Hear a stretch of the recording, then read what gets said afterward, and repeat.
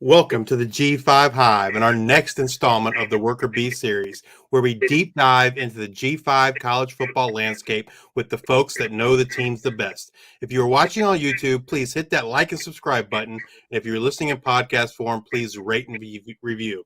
Today, we'll be taking a look at the Miami Redhawks, who finished 11-3 in 2023, culminating in a Mid-American Conference championship and a spot in the Avocados from Mexico Cure Bowl, and just wrapped up their 2024 spring practice with their spring game on April 20th.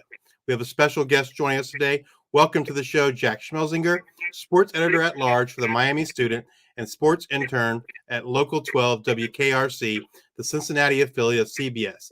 He can be found on X at Jack Schmelzinger, no I, and welcome to the show, Jack. Thank you very much. Most people don't notice the no I, so I appreciate that. Well, a funny story. I was, doing the graphics and stuff for the show this morning, and I was like, "There's no I," and I had I in there, and I was like, "I got to fix this." So yeah, it's Twitter doesn't have enough characters for a long name like mine, but. Why don't you tell us a little bit about yourself and what led you to being interested in sports reporting? Yeah, so I don't know if you know of John Feinstein, but he was a longtime Washington Post sports writer, and he wrote a bunch of books, Walking the Brink, Where Nobody Knows Your Name, a bunch of really, really good books. And my mom, back when I was probably 10 or 11 years old, got me this children's series that he wrote about these kid reporters.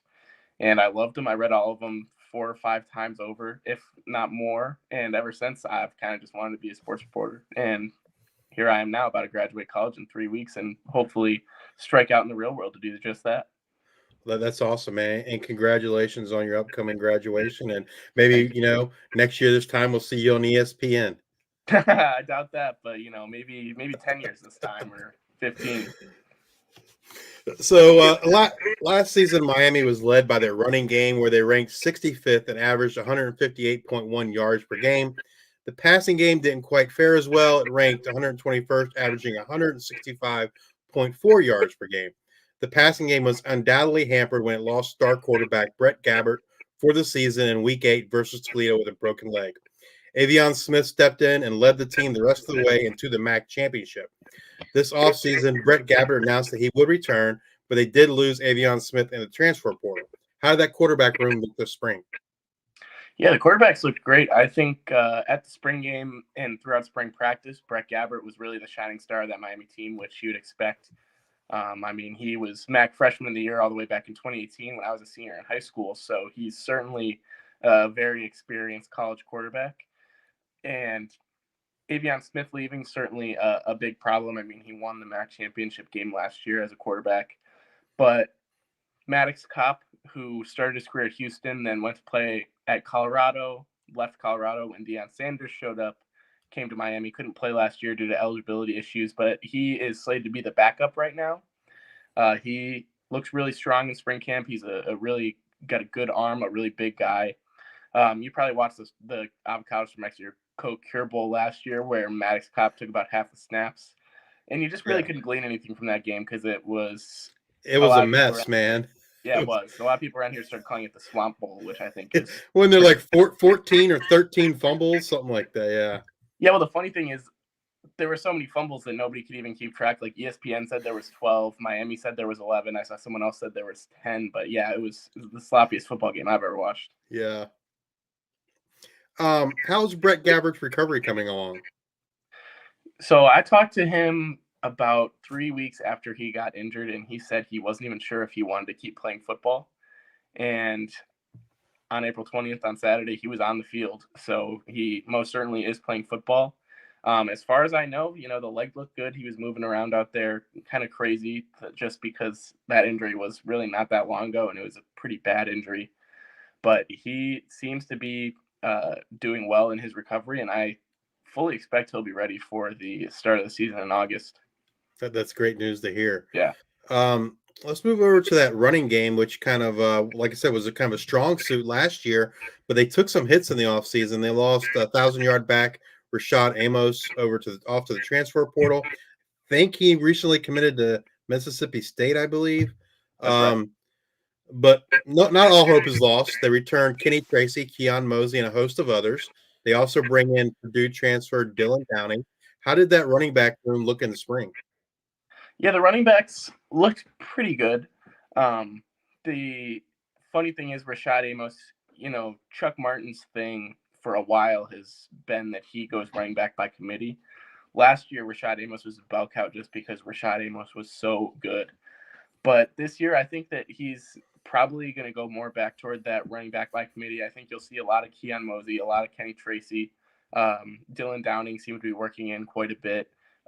Jordan Brunson also was a transfer from, I believe, Virginia Tech, but somewhere Power 5 a couple years ago.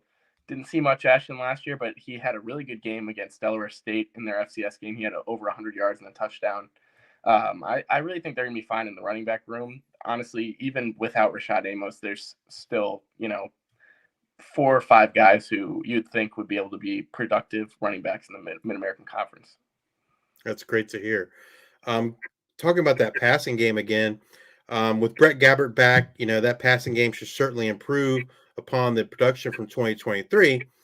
They do lose Gage Larverdane off to South Carolina and Joe Wilkins Jr. and Miles Marshall to graduation, but they return Cade McDonald, Javon Tracy, and they bring in Andre Johnson from Arizona State.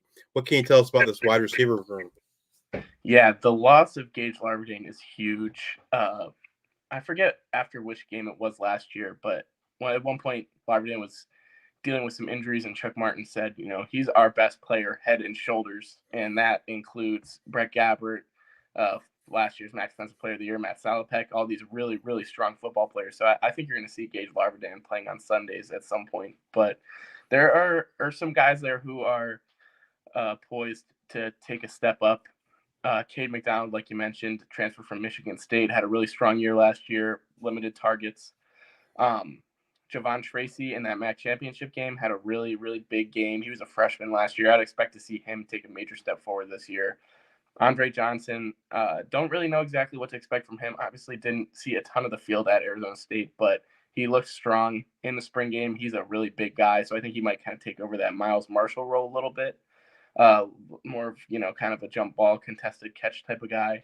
And Chuck Martin said at the spring game, the skill positions, especially receivers, were ugly. It hasn't been great. There's a lot of young guys taking reps, but that's pretty much what he said last year too. And then they ended up winning the MAC championship. So, don't let Chuck Martin fool you. He's might not be as down as his guys as he thinks. He might just kind of be trying to light a fire under them a little bit. Yeah. I think that overall there's a few guys poised to take a major step forward. I don't think that they'll be, too horribly affected by the loss of Larverdane and those other couple guys. Yeah, I mean they kind of have a great history there in terms of productive wide receivers. You go from Larverdane to Mac Hippenhammer and Jack Sorensen, kind of in most recent years, kind of been some a lot of production and 1,000-yard seasons there. Was if you had to pick one guy to maybe kind of step up, is that in that wide receiver one role, was there one guy that stood out that you think might have a chance to do that? It's a really interesting question because you're right. I mean, every year that Brett Gabbert's been on the field for an entire year, there has been a near 1,000-yard receiver, a 1,000-yard receiver. He finds his favorite guy quickly, and he fires the ball into him all the time. If I had to guess, the two most experienced guys on that roster, at least pass catching wise, are going to be Cade McDonald and Javon Tracy. Those are both guys that Gabbert had a nice rapport with at times last year before he got injured. So I would say one of them. I think that Cade McDonald would probably be the safe bet just because he's been around longer, played Power 5 football, got more targets last year. But I think Javon Tracy would really be kind of like the wild card there. I could definitely see him going for a big year. Awesome. Staying with that passing game, let's move on over to the tight ends. They do lose Luke Bolden to graduation, but they return a guy that I think has a great name in Jack Coldiron, and also as well as Nate Mersch, and they bring in Preston Daniel over from Florida State. How did those guys look this spring? Yeah, I think the fact that Jack Coldiron is coming back is huge. Last year he got hurt early in the Miami game, week 1, Miami versus Miami game.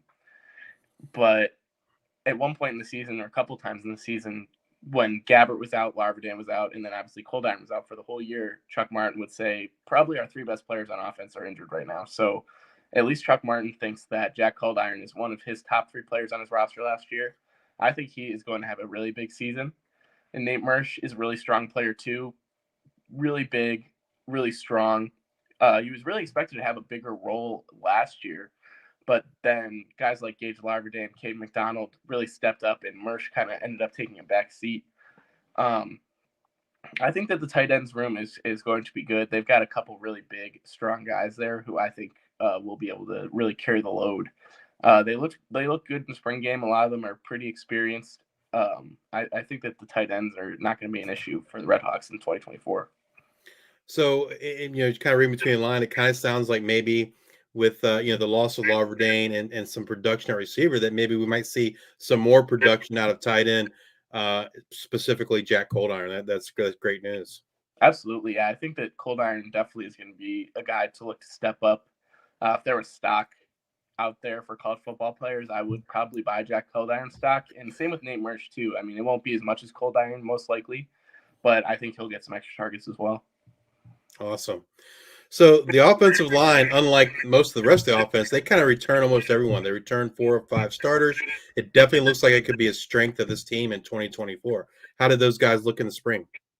Yeah, the offensive line looked very strong in the spring, and Chuck Martin said it. That's probably his most experienced unit, at least his most experienced unit on offense. And they're guys you can count on. They're really big, strong guys. If you look at the Miami depth chart, you would almost think you're looking at a SEC type of depth chart, but just because of the size of these guys, 6'8", 6'7", 310, 320. So they're big, they're strong, they're experienced. I don't really know what else you could ask for from your offensive line. That's great news to hear for protection for Gabbert and for that strong running game. Absolutely. If you had to pick an offensive player, one offensive player to kind of have a breakout season in 2024, who would that be? It's a tough question. I mean, Brett Gabbert obviously has had a really strong career already. Won MAC Freshman of the Year his freshman year and led the Redhawks to a MAC championship. Was second, had a really, really good year as a junior after the COVID year, like 26 touchdowns to 4 interceptions, I want to say. But I really think that this year, Curtis Rourke's out of the MAC, DeQuan Finn's out of the MAC, Brett Gabbert going in. He's going to be the preseason first team quarterback. I really think that Brett Gabbert could have the type of year that I'm not going to say gets him on NFL radars necessarily, but the type of year that maybe gets him a little bit on NFL radars, not as like a first round guy, even though we know this upcoming quarterback class is not very strong. But I think he's going to have a type of year that makes, kind of puts the world on notice. If Brett Gabbert was 2 inches taller, he would not be at Miami. I can tell you that right now. Awesome to hear. Awesome to hear. Let's move on over to the defensive side of the ball, which was a strength of this 2023 team. They ranked 26th in total defense, only giving up just over 330 yards per game. The run defense ranked 36, only giving up 132 yards a game. And the pass defense was equally as strong, only giving up slightly under 200 yards per game, and they were ranked 27th in the nation. Let's kind of start with that defensive line. They did take a couple blows this offseason, losing defensive end Caden Willard, who had an awesome year last year. He's off to Oklahoma. And then they lose Austin Ertl to graduation. They do bring in Brian Ugwu and Colby Hilton, among others, and have a commitment from Purdue transfer Mondrell Dean. How did that defensive line look this spring, and did anyone stand out? Yeah, the defensive line looked pretty strong. I mean, the guy who stood out is Brian Ugwu, who, had a really good season last year. He kind of played second fiddle a little bit to Cade Willard, who was just in the backfield every play. It was really kind of crazy to watch. I think he missed the MAC lead in sacks by like a half a sack. And that's a really big blow for him going to Oklahoma. But just as a guy who enjoys Miami football, I'm really excited to see what he can do in the SEC now. I think that they're going to be really well positioned to make up for those losses. Austin Ertl was a really big piece in the middle of that defense. He wasn't a big stat getter, but he was just a block eater and someone who, if they tried to run right up the middle, Austin Ertl was going to be there. He blocked 2 kicks in the MAC championship game, which is crazy. Just kind of shows his athleticism. I mean, I want to say like 6'4", 300-pound guy Yeah. getting up there like that in the middle of the line and sticking his hand up.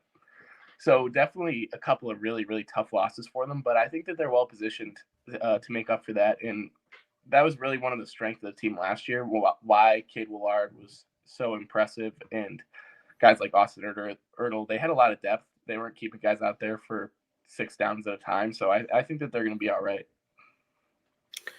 All right. You mentioned earlier linebacker Matt Slopik. So he kind of returns. He's one of the leaders on this team. And they also returned Ty Wise. They were the top 2 tacklers on this team last year in terms of tackles for the defense.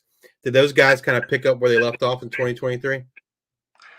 I think for sure. I mean, Salopek, for one, last year in the MAC championship game, you know how slippery DeQuan Finn is. Just impossible to bring down an open field. Basically, the only guy who did it was Matt Salopek. So, he's not someone who you think of as super athletic. If you read what people have to say about him, a lot of people say that he's lacking there a little bit.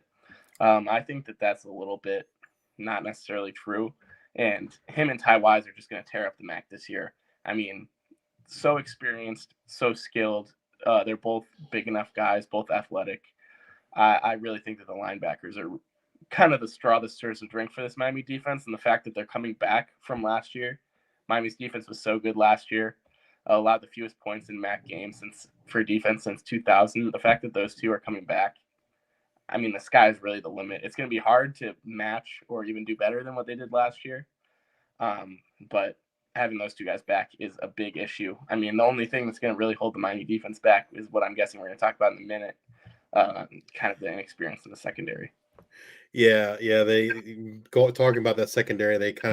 They lose quite a bit. They lost Jarquez Warren to transfer, Michael Dow and Yasheen McKee to graduation. They do return Rayon Strader, Eli Blakely, and Silas Walters. Kind of how did those guys look this spring? Did anyone step up for them? Yeah, Strader, I think, is going to be kind of the cornerback 1 for this defense. He started last year. I believe he started every single game as a true freshman. He looked out of his element at times for sure, but as the year progressed, you could really see the progression with him. Losing Yasheen McKee is huge at the cornerback position. He had 4 interceptions last year, and each one was more clutch than the last. He blocked what would have been the game-winning kick in the victory bell against Cincinnati, which is probably Miami's most heated rivalry. Some people would say Battle of the Bricks against Ohio. I would say the victory bell against Cincinnati. So he blocked the game-winning kick as time expired in regulation, and then he had the game-sealing interception in overtime. So really, that's somebody who's going to really hurt to lose. Same with Michael Dowell. He was always all over the field. It kind of remains to be seen. I mean, those guys, they looked pretty good in the spring game, but there's only so much you can really tell while they're playing against their teammates. They probably kind of know what their teammate, like the plays that they're running and stuff like that. I think that really, if this defense has issues this year, it's going to be because of the secondary. The linebackers are solid, better than solid. The defensive line, I would say, is solid. The secondary, definitely a little bit of a question. If you had to pick a defensive player to kind of have a breakout season in 2024, who would that be? It's a good question. I would probably have to go with, I think I'll say 2. Brian Ugwu, I could see him really having a Cade Willard type of year that vaults him into, I believe he will be a senior this year, that kind of vaults him into the discussion for NFL day 3 undrafted type of guy. And I think Rayon Strader definitely, he like I said, he had issues at times last year, but he really pulled it all together by the end of the year. And coming in as a sophomore with 13 games started under your belt, he started the MAC championship. You can tell he's a really talented player, and as that experience continues to compound, I think that Rayon Strader is really going to kind of make a name for himself this year. It's good to hear. Good to hear that Miami has always been known for a strong defense. It's not like that's going to continue in 2023. Absolutely. I'm sorry, 2024. Now that spring practice is over, which position group or groups do you think or you feel might be the most concerning? Yeah, I think it's probably the boundaries on both sides of the ball. The secondary, just like I said, young, inexperienced. And then the receivers, Chuck Martin, he really sounded pretty down on them. Like I said, a lot of times you can't take what Chuck says for face value. It might be him trying to get a rise out of his guys. Sure. But I think definitely those are probably the two areas of concern. But both of them are kind of backed up by, the receivers might not be the most experienced, but the tight ends are experienced and they're strong, and so are the running backs and the offensive line, obviously. And we talked about the defense. Another area of concern, I'm sure you saw Graham Nicholson just yesterday announced his commitment to the University of Alabama, last year's Luke Ross Award winner for the best kicker in the country. You could argue that he had the greatest kicking season all time for an FBS kicker. So that's going to be an issue. He was still on the Redhawks when the spring game happened. So I don't actually know who their plan is to replace him. I know Brandon Beatty is a guy who I don't know if he's made a kick in his collegiate career. He might actually be a punter. I don't even know for sure. So I'll have to get back to you on that one. But the kicker might be a little bit of an issue for the Redhawks. But they've always had really strong special teams in the past. So I'm sure they've got somebody. If is there anything in particular you think Coach Martin might be looking for in the portal in terms of like positions? Yeah, I mean, I'm sure that he's probably out there considering his options at kicker, because you lose the best kicker in the country. Yeah. How could you not? And probably receiver too, I would say. I mean, if you could somehow get a more experienced guy in there, you don't usually see guys who actually get snaps at Power 4 now schools come to the MAC. But if he could somehow get his hands on one of those guys, even someone who just has, a few catches in their collegiate career, I think he could definitely be on the lookout for something like that. What would you say is the main strength of this 2024 team? I think there's a few. I think the quarterback position for sure is the main strength. Assuming Brett Gabbert stays healthy, he's going to be the best quarterback in the MAC. I would like to see anyone argue with me opposite. The defense is going to be really good, assuming that the secondary issues kind of work themselves out. I think it's probably going to be those two. It's going to be the defense. The defense is always good for Miami. You can always pretty much count on it. And then Brett Gabbert, assuming he stays healthy, I think he's going to put the MAC on notice this year. So we've kind of talked about this a little bit in terms of some of the impacts it's had on Miami. But when it comes to recruitment of new players and then retention of existing players, how has the NIL and transfer portal kind of changed the way Miami does things? Yeah, it's tough. I mean, very well as a Group of 5 podcast, if you have a star player at a Group of 5 school, at a MAC school especially, they're probably on their way out pretty quickly. I mean, we saw it this year. Cade Willard to Oklahoma, Graham Nicholson to Alabama, a few other guys who transferred out to greener pastures. It just makes it difficult. I mean, you got to get your high school guys and develop them. And Miami and other Group of 5 schools get players in from the transfer portal too. So it's kind of like a give and take. But it's just made it a little bit more difficult to be a Group of 5 coach. I can't imagine. The amount of sleep Chuck Martin gets is probably almost nothing, because he wakes up one morning and Graham Nicholson's in the portal again for the second time of the offseason. This time he's actually leaving. It's just made it more difficult, as you well know. But it's kind of fun almost, because you get to see these new guys come in at the spring game. You see there's a receiver from Arizona State. He's really tall. I wonder if he'll be really good. Stuff like that. You kind of talked about some of the demands on a head coach nowadays, and it seems more and more of those demands are ever growing, and it's kind of like the head coach is evolving into more of like a general manager. They have to, they're recruiting, they have to work on player retention, they have to do fundraising, all those kind of extra, kind of peripheral things there to kind of, run a football team. And so maybe it's getting more and more less about the X's and O's from a head coaching perspective. Has Miami done anything to kind of help Coach Martin try to help him, like with other shifting those responsibilities or getting other people to kind of help that so he can still kind of be involved in the X's and O's? Well, I mean, it's kind of a little bit gone the opposite way. In 2022, Chuck Martin was just kind of more, he wasn't calling plays, basically. Okay. And their offense was kind of left a lot to be desired. So they ended up getting rid of their offensive coordinator. And now Chuck Martin calls the offensive plays. I don't know for a fact if that's going to be the case again this year, but it worked out really well last year, so I would guess that it is. Yeah, I really can't imagine what his schedule must be like. I only get to talk to him once a week at the media days, and then if I go to practice and stuff like that. But he doesn't seem too tired, but I'm sure he must be. He actually just got a new contract this year. Interestingly enough, kind of off topic, it's got a retention bonus, which his prior contract didn't have. So Miami seems to be kind of hedging for if they have another couple good seasons, Chuck Martin might be a name to watch in the peripheral power forward coaching carousel. But it's got to be tough. I would not really want to be a college football coach right now, at least a head coach. Yeah, I mean, we've seen it all season. You see Chip Kelly leave UCLA to go be the offensive coordinator at Ohio State. You see the head coach at Georgia State, Sean Elliott, leave in the middle of spring practice to go be the tight end coach at South Carolina. So yeah, it's definitely a lot on the coaches, a lot of demands. Yeah, it takes a special type of person to be able to pull that type of stuff off. Miami has been a very successful team in the MAC. What does success look like for them in 2024? At the end of the day, the 2024 season's over. What do they have to do at a minimum? You look back and say, hey, this season was a success. I mean, as an optimistic Miami fan, I'll go for the maximum. I'll say their only real non-winnable game is Notre Dame.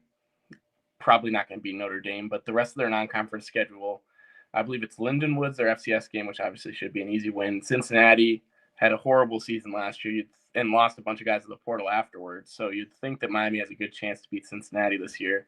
Northwestern obviously hasn't been the greatest program after the last few years.